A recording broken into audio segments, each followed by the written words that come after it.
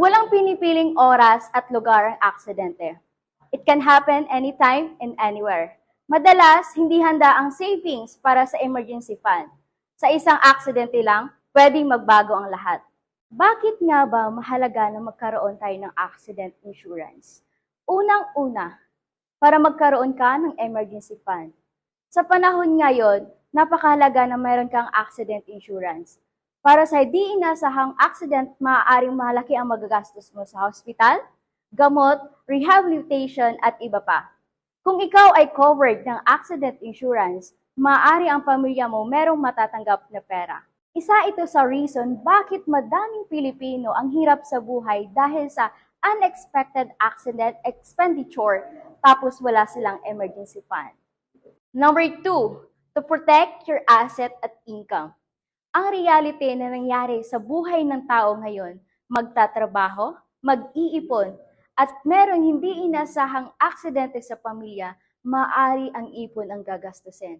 Maubos ang ipon sa emergency o kaya di naman lahat ng property ibebenta para sa pamilyang na-aksidente. Number 3, kapag sealed and protected ka, meron kang peace of mind.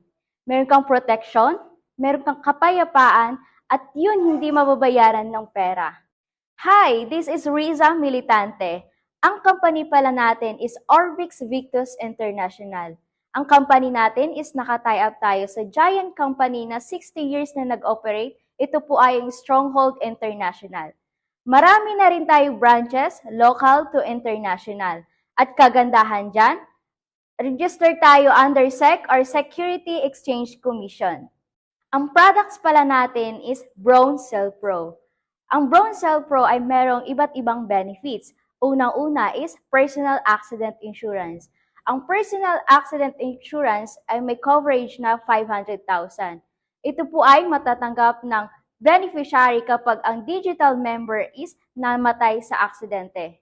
Number 2, total permanent disability. Ang total permanent disability ay merong coverage na 500,000.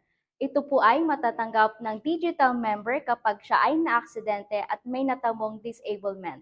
Number 3, unprovoked murder and assault. Ang unprovoked murder and assault ay meron kang matatanggap na 125,000 coverage. Next is medical reimbursement. Ang medical reimbursement is may coverage na 100,000. Ito po ay matatanggap ng digital member kapag siya ay kailangan ng hospital para magpagamot at magpagaling. Take note, kung magkano nagastos mo, yun lang din ang babalik sa'yo. Next is daily hospitalization income. 1,000 pesos for 10 days. Kung sakali ang digital member ay na-hospital, meron itong matatanggap na 1,000 pesos sa loob lamang ng 10 araw. Next is burial assistance na worth of 25,000. Nagkakahalaga lang ng 3,150 pesos per year ang Brown Cell Pro. That's the Brown Cell Pro of Orbix Victus International. To get no more, just comment how.